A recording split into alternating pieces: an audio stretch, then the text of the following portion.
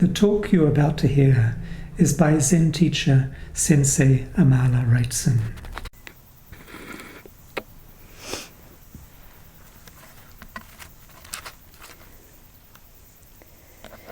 Today is the last day of our summer 7-day sesshin, 16th of January 2018, and we're going to take up another story from The Hidden Lamp, stories from 25 Centuries of Awakened Women, edited by Florence Kaplow and Susan Moon.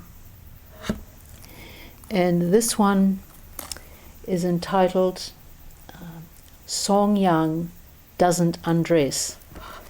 And it's, again, from the 20th century, from Korea.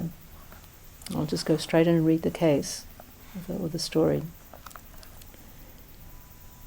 Master Songyong Sunim, during a lecture on liberation, said to the nun Songyong Sunim, "I'll tell you what, if I undress, will you undress as well?"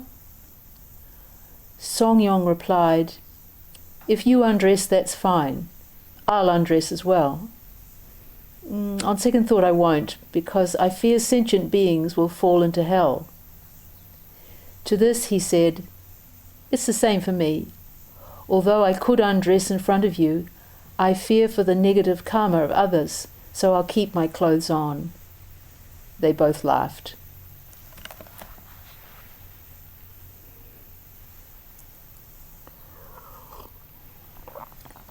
And this story just happens to be commented on by Martine Batchelor. And she, as we'll see, she studied some with Songyong Sunim. And in one of her other books, which is called Women on the Buddhist Path, she actually gives a more lengthy biography of this nun, and will be drawing on some passages from that as we read through Martine Batchelor's commentary here.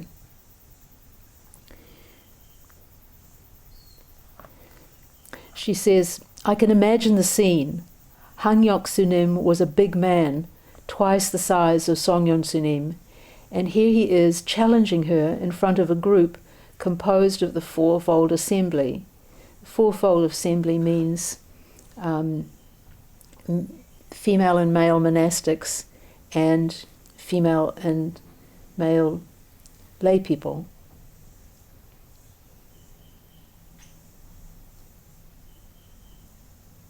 So these were the people who had gathered to hear this Dharma talk. So this is taking place in a public lecture. He is saying to her that if he is capable of undressing without grasping and fear, can she too undress without grasping and fear? By that time, both are old and wrinkly. What a sight it would have been if they had done it. They are both mischievous in this moment, but cool heads prevail, and they both decide not to undress, out of compassion for sentient beings in the audience, who might be shocked or might follow their example inappropriately.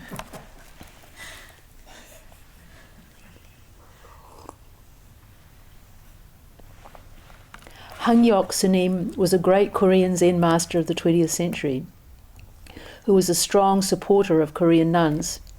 He felt that they were practicing as diligently and as seriously as the monks, and possibly more so. The nun Songyong Sunim was the leader of the Zen hall at a nunnery called Maewonsa. This beautiful temple, nestled deep in the mountains near the southern tip of South Korea, specializes in Zen practice. Twice a year, for 3-month periods, the nuns practice meditation for 10 hours or more a day. So really, something like our schedule, except for 3 months, if you can imagine it.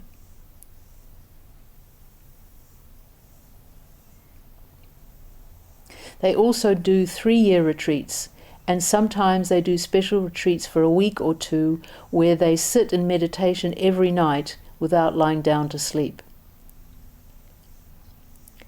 Songyong Sunim used to enjoy visiting these nuns since they were so keen and so fun-loving at the same time. He greatly respected Songyong Sunim, and they would often have Zen exchanges. Songyong Sunim always gave as good as she got. Although Songyong Sunim was fierce, Songyong Sunim was never afraid of him, and he enjoyed sparring with her. And in this Buddhist Woman on the Path, where there's quite a long account about her life, there are a couple of examples of other exchanges that these two had. Here they are. Master Kyobong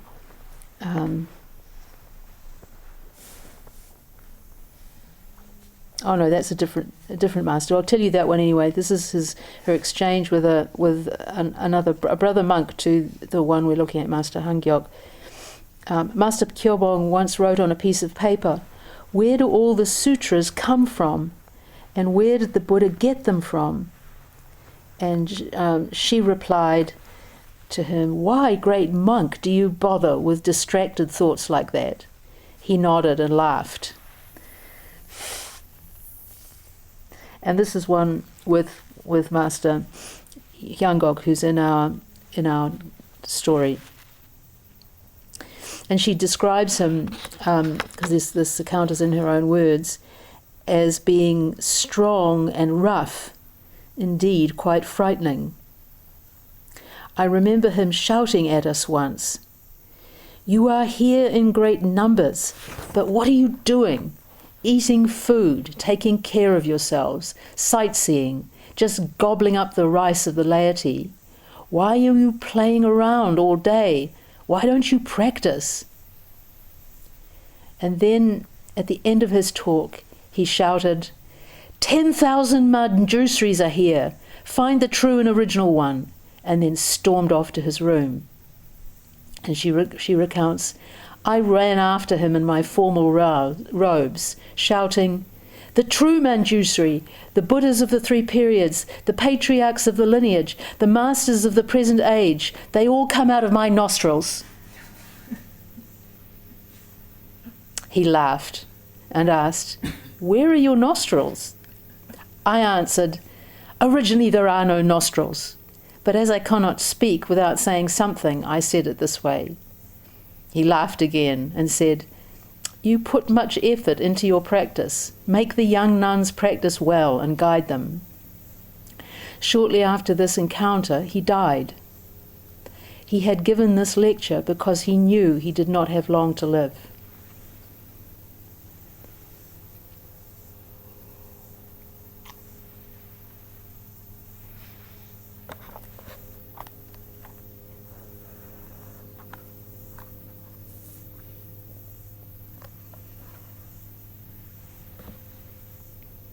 I think we can take his strong words to heart and examine ourselves. Are we just playing around all day, or are we really practicing?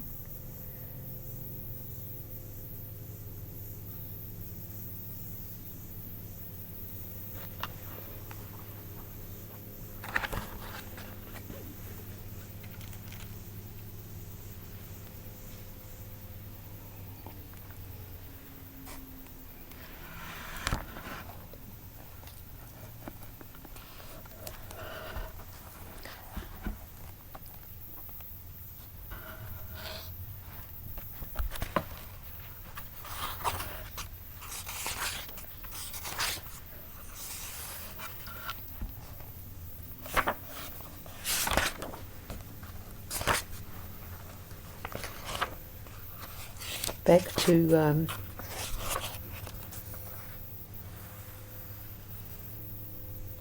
Bachelor's Commentary.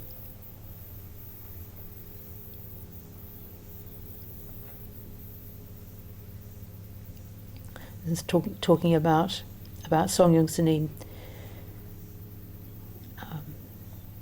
She was very humble in daily life, but in this exchange we see her coming into her own as a great Zen practitioner. She started life out poor and meek and encountered a lot of obstacles, but she found the courage to become a nun. By practicing hard, her inner strength and resilience were able to flower. She was renowned for her strong and deep meditative practices. And yes, turning back to this biography again, to just a little bit more about her hard life and her experiences, her meditative experiences. She was born in 1903 in a little village outside one of a minor city in Korea. And she says, we were poor farming peasants, and when I was 9, my mother died. I had an older brother and sister and a younger sister of 5. Our father grieved terribly over our mother's death, but failed to take good care of us. Life became very difficult, and finally it was so bad I decided to kill myself. But as soon as I made that decision, I heard a voice from the sky say, "Your affinity with the Buddha is great. Why end your life?" I understood this to mean that I should become a nun. So at 18 I made my way to a nunnery called Yonggonam, near the monastery of Magoksa. At first I was refused admission because I was so small. Then an elderly nun, Inu Sunim, said that although I was small, otherwise I looked all right. Thus I was accepted.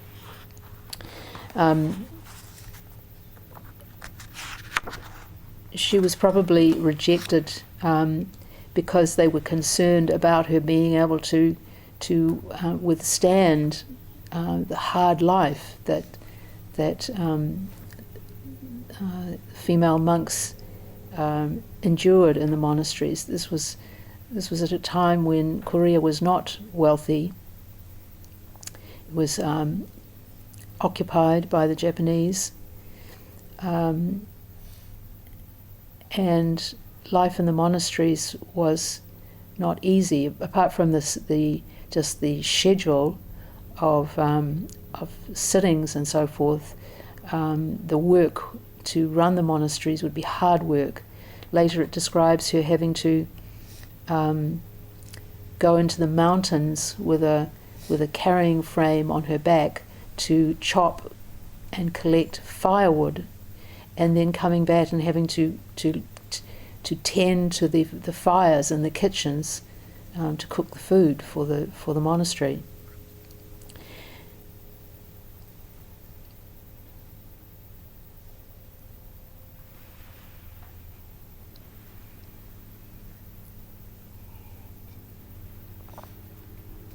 But she was eventually accepted, and it was quite a few years later.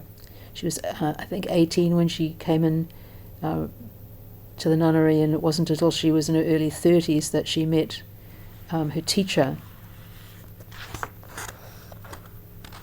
And just a comment, even our fairly light schedule that we have at the centre, you have to be reasonably physically fit and well, and mentally for that matter, in order to follow the schedule all the way, with all the sittings and the work, and it can be pressured at times. So again, it's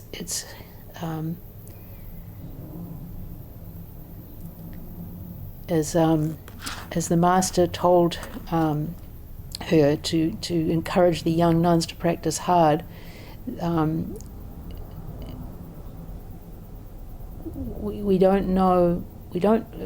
are able to practice and do sessions now.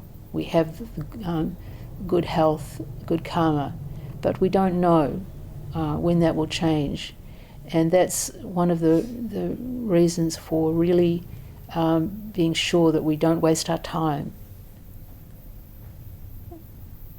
When we have these opportunities.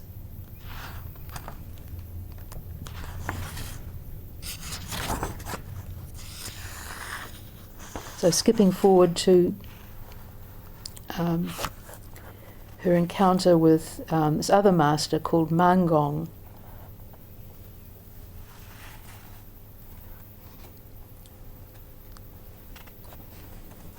She'd gone to his monastery with a friend, also a female monk, and then before leaving, she decided that she wanted to learn more about Huado. Now we've come across this expression before. It's the one that's used in Korea and in Japan and in China to refer to the koans. So they use that in preference to koan or gong'an in Chinese. And it literally, it means the nub of the koan. So if you're working on mu, the huado is the word mu. The whole koan is the story about the monk coming and asking Joshu about the dog and whether it has Buddha nature. And this word huado, literally means head of speech. And so it's the crux, the crucial part, the core that one then takes up and meditates with questions. And it comes from the idea that speech emerges out of something that is prior to speech. So head of speech means the source of words, you could say. So we're kind of using a word, whether it's mu or what or other koans, to go to what is prior to speech. So that's where this head of speech term comes from. So she says that I decided to learn more about the Huado from Master Man'gong. I'd never really had the opportunity to ask him questions because I was always so busy in the kitchen. Although I'd listened to his Dharma lectures and had tried to put into practice what he advised, I had usually given up after a short while. As yet I had not seriously taken up a Huado. Master Man'gong usually taught the Huados, the 1,000 things return to the One. Where does the One return to? And mu, and what is it? I realized that if I really wanted to meditate, I had to have my own Huado. So one day I visited Man'gong in his bedroom, in Master Man'gong in his room. He was sitting there alone. I bowed 3 times and told him, I would like to have a Huado. Please teach me a Huado. Although he had seen me enter, he had still not looked up. He sat there with his eyes closed. I felt very nervous and wondered if he was behaving in this way because he thought that I, being so small, could not practice. I became sad and began to think of all my shortcomings. Then, after about, we have to understand that the courage it would have taken to go into the lion's den, so to speak, and just encounter the master in this way. And then he says nothing. He doesn't even open his eyes. So she's sitting there before him. Then, after about 30 minutes of silence, I decided to leave. At that moment, he suddenly opened his eyes wide and shouted, "Since you are incapable of knowing where is the head or tail, what kind of head of speech are you talking about?" I was so surprised by this outburst that my chest felt heavy and my heart pounded as if I had been struck by a ball. I did not know what to do. I felt so distressed to have been given a scolding instead of a huado that I hurried out of the back door without asking him anything more.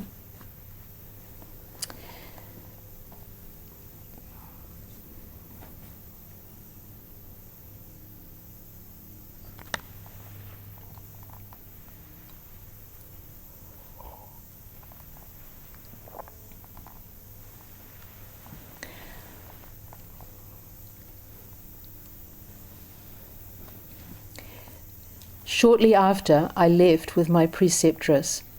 I was very glad to go with her, but I felt that's like a senior nun to her. But it felt like there was a coagulated mass in my chest, brought about by the shock of my encounter with Master Man'gong. I was still overwhelmed by distress and concern about not having a huado.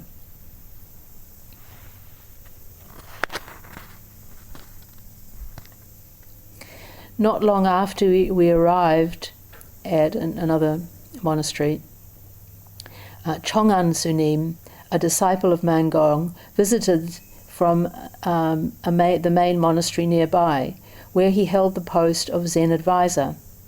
I asked him if he would teach me a little about a huado, so I could practice meditation properly. He exclaimed, "If you did not learn a huado from Master Man'gong, from whom will you ever learn?" This distressed me even more, and I pondered on the fact that for a second time a great monk was rebuking me. Once more I was overwhelmed by anxiety and shame. We wonder about whether the first and the second master were in communication about their way of working with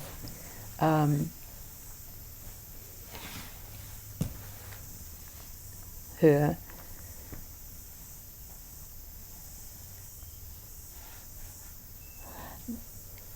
I think it's fair to say that this style of encounter relies on the person receiving it, this kind of harsh approach, having a lot of faith.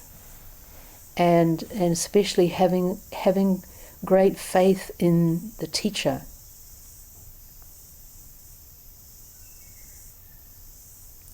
And presumably Master Man'gong would have intuited this during that half hour where she sat before him, waiting for some teaching. And you'll see how this unfolds. A few days later, the meditation season began. 30 nuns had gathered in the Zen hall, all diligent meditators. We decided to begin with a 30-day period of strenuous meditation. But I could not think of practicing seriously anymore. I just felt great distress and shame, thinking everybody was probably wondering what on earth I was doing during the meditation periods. I had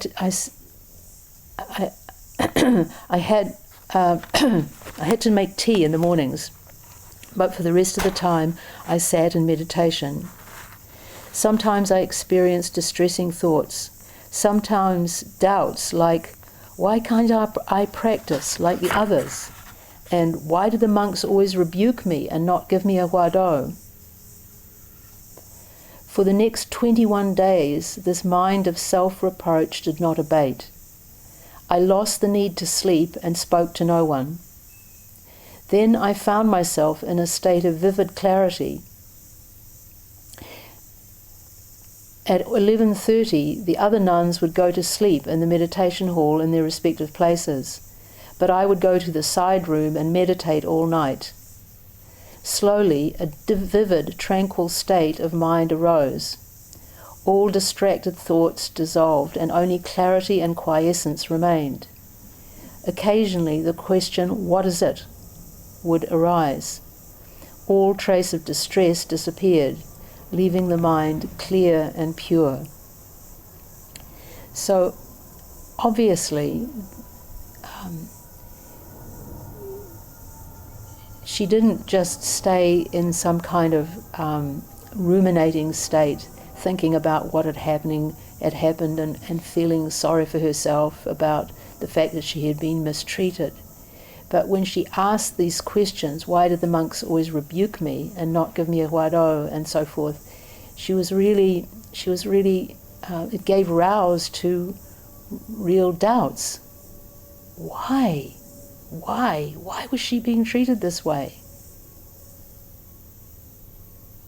And we begin to see that there was, although it appears very harsh, there was a wisdom in Master Man'gong's approach, in that he appeared to be not giving her a huado, but in actual fact, his response, she took and transformed into a huado, into deep questioning.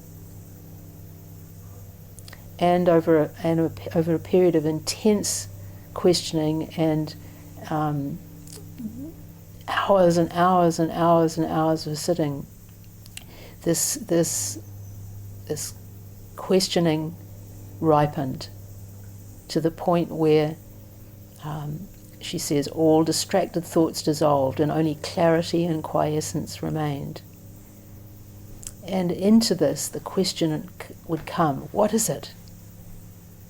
This was her huado, clearly.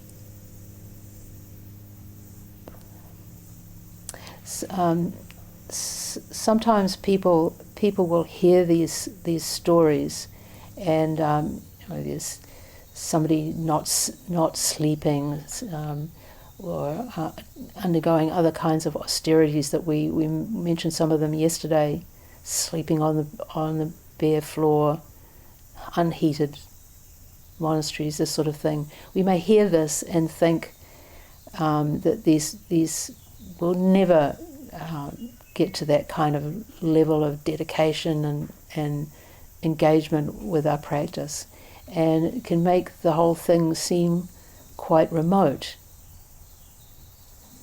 But another way of looking at it is just to be able to recognize that this is a possibility for human beings to get to this point of engagement with the practice, to question deeply, to have this burning desire to realize the nature of the mind, and to be completely gripped by that longing. And we can just feel admiration for such a practitioner as this nun,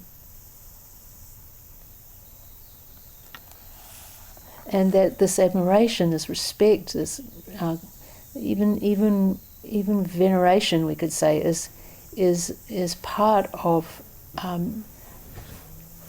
taking refuge in Sangha, which we chant every day. It is as people such as Songyong Sunim who can inspire us. Doesn't mean we will get to their heights necessarily, but they are enormously important figures for us. That's why it's so important to hear their stories. Think of that line we have in the repentance ceremony. The Buddhas and the Bodhisattvas in the past were like us, and we will in the future become Buddhas and Bodhisattvas.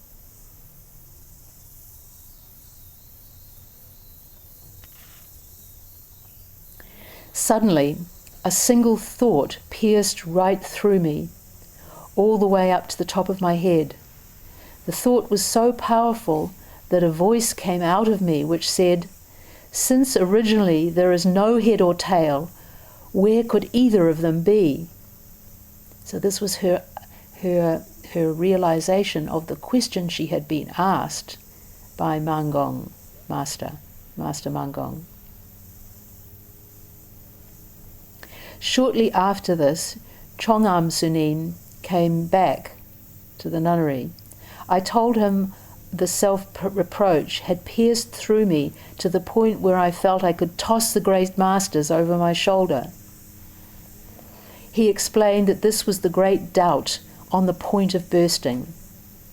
It still had to grow more before it burst, but once it had, then the practice would progress easily.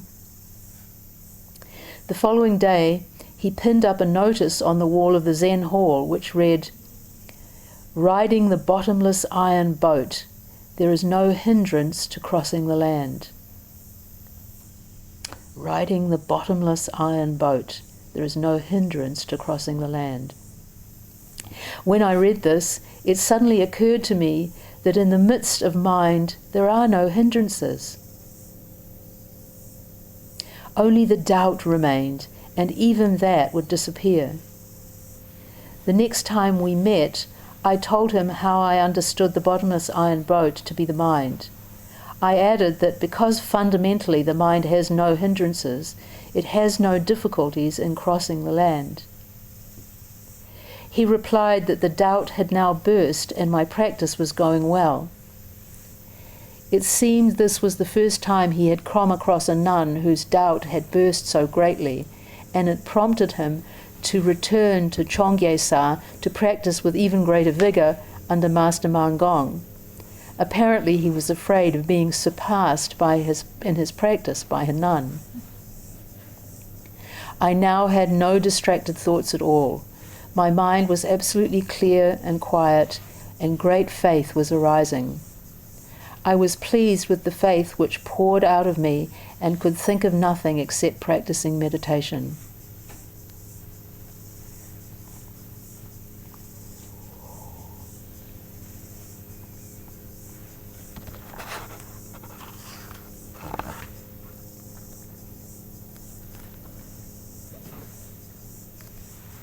So just now returning to our little exchange about these two elderly monks and their undressing.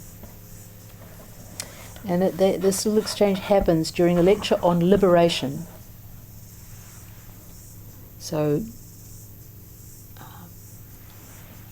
we can just appreciate the kind of the resonances of this undressing. Another story in the Hidden Lamp from China, 17th century China. A master asks his student, the nun Qiyuan Xingyang Gang, "Buddha nature is not illusory. What was it like when you were nourishing the spiritual embryo?" And this image of the spiritual embryo comes from Taoism, but it was also employed within Buddhism. Qiyuan replied, "It felt congealed, deep and solitary." And of course the spiritual embryo is our Buddha nature, sometimes called Tathagata Garbha, the embryo of the Tathagata. When you gave birth to the embryo, what was it like? Qiyuan replied, "It was like being completely stripped bare." So in this process of giving birth to the spiritual embryo, realizing our true nature, there is this aspect of being completely stripped bare, stripped of our opinions, our certainties, our doubts too. All of it has to be let go of.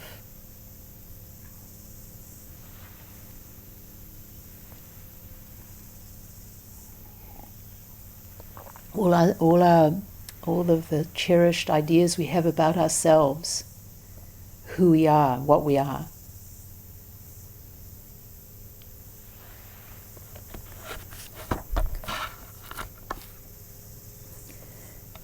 This is a theme that one finds not only within Buddhist teaching. There's a poem by Rumi on this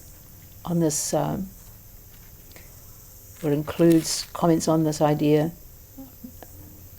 of undress. He says,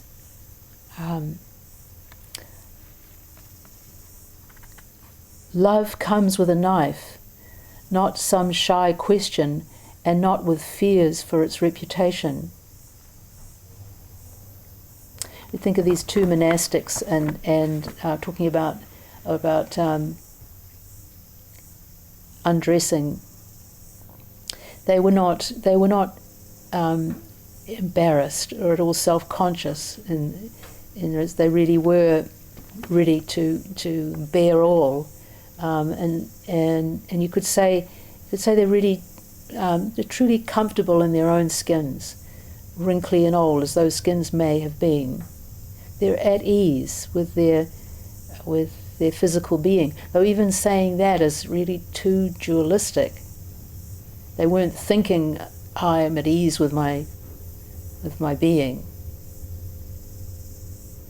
They just were as they were, not fearing for what people might think about them or how they might regard them.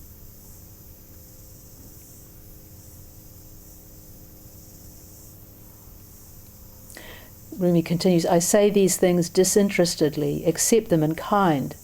Love is a madman, working his wild wiles, tearing off his clothes, running through the mountains, drinking poison, and now quietly choosing annihilation. Love is a madman. It's practicing is pretty insane too when you think of all the kinds of extreme states of mind we go through, all the dramas and the struggles that we have. In the history of literature, love is often associated with madness.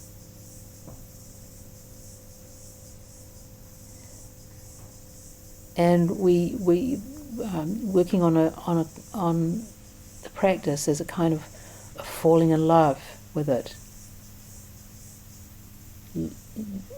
merging, marrying, till death do us part. And you could say we're pretty crazy to even attempt what we're attempting, to given the strength of our conditioning,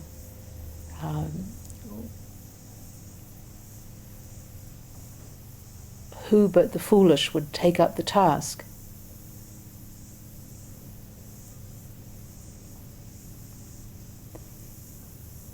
The Buddha talked about practice as being like going against the stream. So swimming upriver against the currents.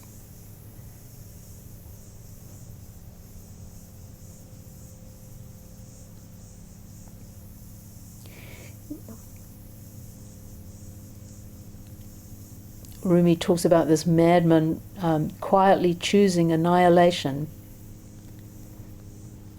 I don't know what word this annihilation is a translation of from the Persian, but from Buddhist point of view, we could talk about a kind of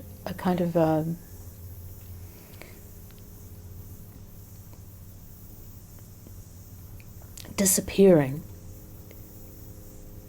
into our involvement with the practice.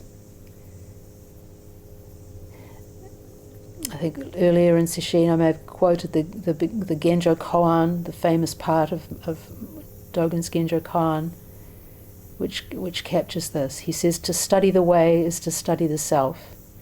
To study the self is to forget the self.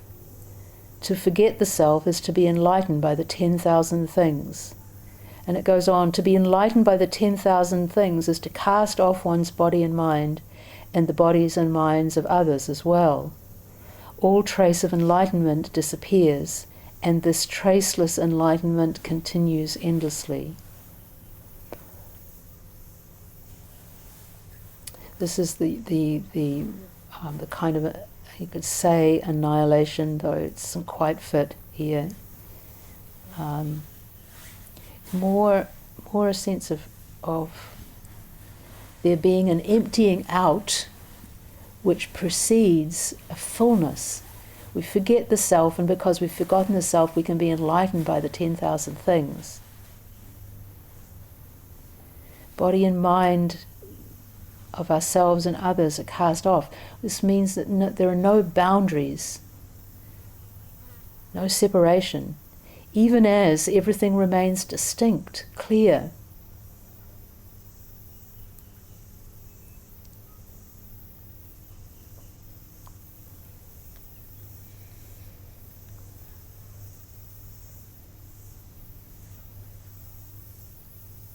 There are love stories, and there is an obliteration into love. You've been walking the ocean's edge, holding up your robes to keep them dry. You must dive naked under, and deeper under, 1,000 times deeper. Love flows down.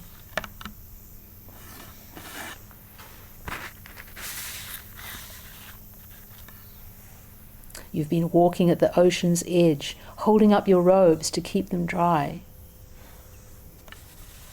We can pussyfoot around in our practice, play it safe. Maybe we make an effort, but it's 85% or 90%, not 100.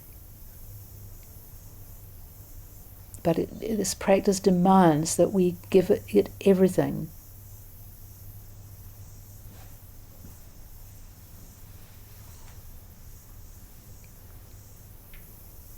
That we dive without knowing where that dive will end.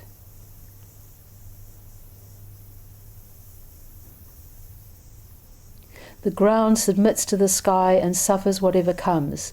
Tell me, is the earth worse for giving in like that? It's pointing here to this losing of ourselves in the practice is a kind of surrender. And if this practice is about one thing, it's about surrendering, letting go, giving up. I think it was Uchiyama Roshi who said, gain is delusion, loss is enlightenment.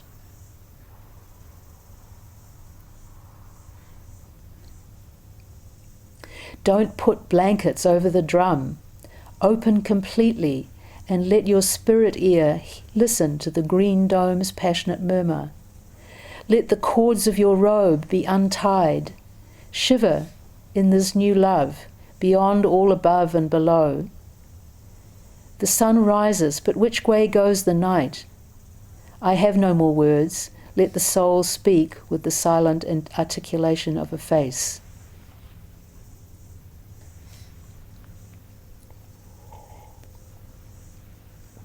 Let the cords of your robes be untied.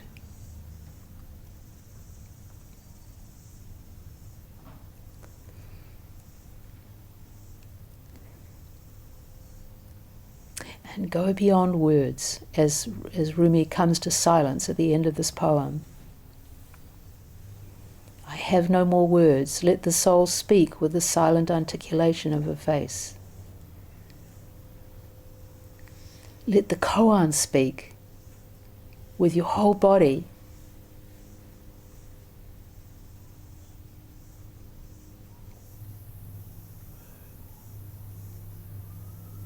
Hear it speaking through the song of the tui, the light on the ground.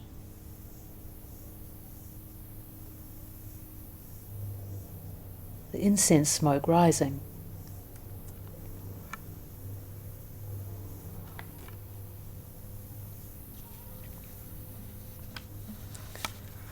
Well, our time is nearly up. Just returning to the last part of our commentary here on our story.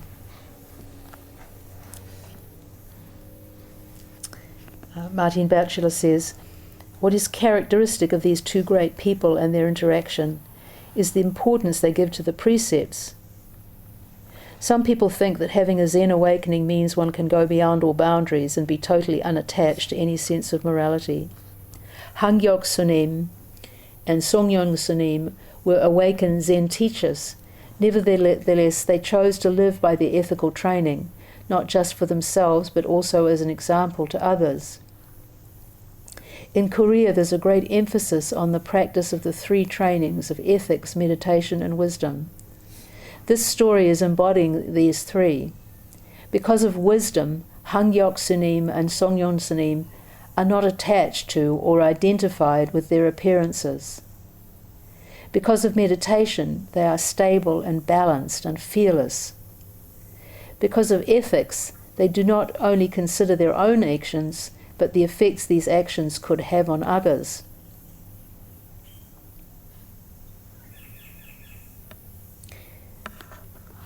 This is a good place for us to stop on this seventh day of our sesshin, because now, very shortly, the sesshin will be over. Our 7 days of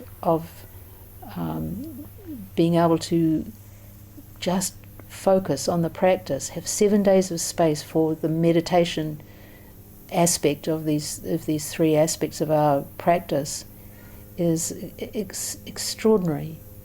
That we have this good karma, but that is ending now, and we are going to be returning to our jobs and families and all the complications of our lives.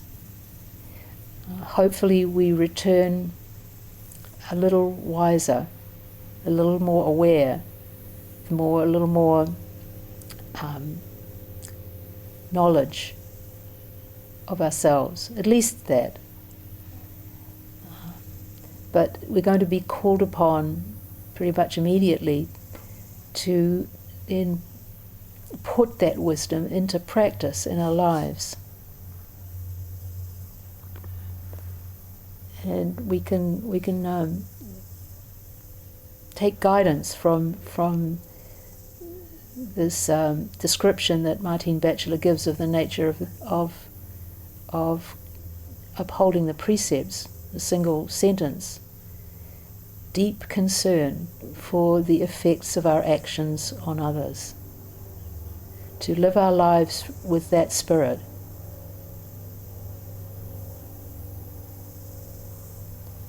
May we all take care.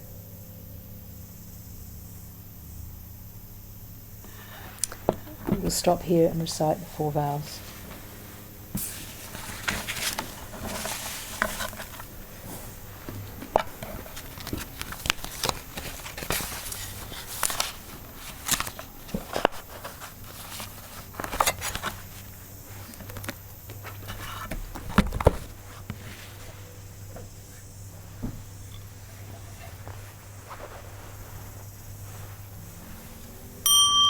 All beings without number, I vow to liberate endless blind passions. I vow to uproot dharma gates beyond measure. I vow to penetrate the great way of Buddha. I vow to attain all beings without number. I vow to liberate endless blind passions. I vow to uproot dharma gates beyond measure. I vow to penetrate the great way of Buddha. I vow to attain all beings without number. I vow to liberate endless blind passions. I vow to uproot dharma gates beyond measure. I vow to penetrate the great way of Buddha. I vow to attain. The teaching you have received is offered freely. If you would like to make a donation to support the continuation of this podcast service or learn more about practice opportunities at the Auckland Zen Centre, please visit www.aucklandzen.org.nz.